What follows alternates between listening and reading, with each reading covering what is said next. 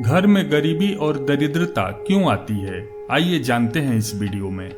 जब घर के दरवाजे को बंद करते समय या खोलते समय यदि आपके दरवाजे से चर चर की आवाज आती है जो नकारात्मक ऊर्जा को जन्म देती है और इसी के माध्यम से मकान में दरिद्रता का प्रवेश होता है, अतः ऐसे दरवाजों और खिड़कियों को तुरंत ही ठीक कराएं।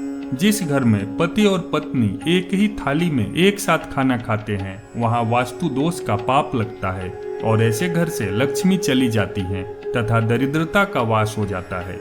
उस घर में कोई भी व्यक्ति सुख शांति से नहीं रह पाता है और हमेशा लड़ाई झगड़ा होता है। वास्तुशास्त्र में सूर्यास्त के बाद कभी किसी को दूध, दही, प्याज और नमक जैसी चीजें नहीं देनी चाहिए तथा गोधूली बेला के समय किसी को पैसे भी नहीं देना चाहिए। इससे माँ लक्ष्मी नाराज हो जाती हैं और घर में दरिद्रता आती है। घर के खाने पीने के खासकर नमकीन पदार्थों में काली चींटियां लगने लगे तो समझ जाइए कि आपका आने वाला समय बुरा होने वाला है। और यह कहावत आज से ही नहीं बल्कि काफी लंबे समय से चली आ रही है। खड़ा होकर पेशाब करना भी एक वास्तु दोष माना गया है, क्योंकि जब हम खड़ा होकर पेशाब करते हैं तो पेशाब के कुछ छींटे हमारे पैर पर गिरते हैं और पेशाब की छींटे पैर पर गिरना वास्तु दोष माना गया है और इसी कारण से घर में दरिद्रता का प्रवेश होता है। यदि आप इससे बचना चाहते हैं तो बैठकर पेशाब करें या तो फिर पेशाब के छींटे अपने पैर पर न गिरने दें। ऐसा घर जहां स्त्री हमेशा क्रोधित रहती है और कभी खुश नहीं रहती है वहां लक्ष्मी माँ की कृपा नहीं होती है।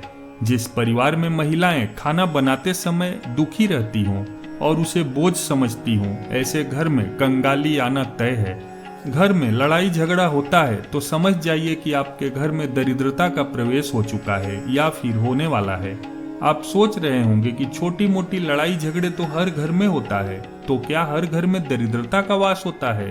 तो यहाँ ये बात ध्यान रखने वाली है कि जब किसी विशेष समय पर घर में लड़ाई होती है, जैसे प्रातः काल का समय, संध्या के समय, भोजन करते समय और जब घर में कोई शुभ कार्य हो रहा हो, तो इससे घर में गरीबी आती है। टूटे हुए बर्तनों में खाना बनाने और खाने से भी घर में दरिद्रता और गरीबी आ जाती है। टूटे हुए बर्तन में यदि आप खाना खाते हैं तो इससे वास्तु दोष उत्पन्न होता है। जो व्यक्ति 40 दिन से अधिक अपने बाल रखते हैं उनसे माता लक्ष्मी जी नाराज होती हैं, इसलिए आप 40 दिन से पहले अपने बालों को जरूर कटवा लें। अगर आप अपने कमरे में दरवाजे की तरफ पैर रखकर सोते हैं तो यह वास्तु के अनुसार बिल्कुल सही नहीं है।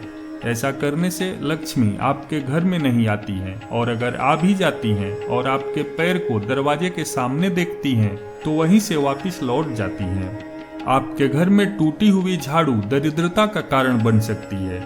ऐसा नहीं है कि झाड़ू टूट गया या छोटा हो गया तो उसमें दरिद्रता आएगी, लेकिन यदि झाड़ू से सींक बाहर निकल रही हो और झाड़ू लगाने पर उनके कुछ अंश टूटकर झाड़ू से अलग हो जाते हैं तो आपके घर में दरिद्रता आ सकती है, क्योंकि झाड़ू में माँ लक्ष्मी का वास होता है और झाड़ू लगाते समय उससे सींकें टूटकर बिखरना अशुभ निशानी है, यानी आप अपने घर की लक्ष्मी को तोड़ तोड़ कर बाहर कर रहे हैं। गुरुवार को झाड़ू खरीदने से भी घर में कंगाली आती है। यदि आपके घर में पानी की नल खराब है और उससे हमेशा पानी लीक होता है जिसके गिरने से टप टप की आवाज आती है तो इसे अशुभ माना गया है, जो नकारात्मक ऊर्जा के संचार को बढ़ाता है जिससे आपके घर में दरिद्रता का वास होता है। इसलिए यदि आपके घर में नल खराब है और पानी गिरने से टप टप की आवाज आती है तो आप उसे ठीक करवा लें। घर में मकड़ी के जाले लगने से दरिद्रता प्रवेश करती है, क्योंकि मकड़ी के जाले से नकारात्मक ऊर्जा का संचार होता है।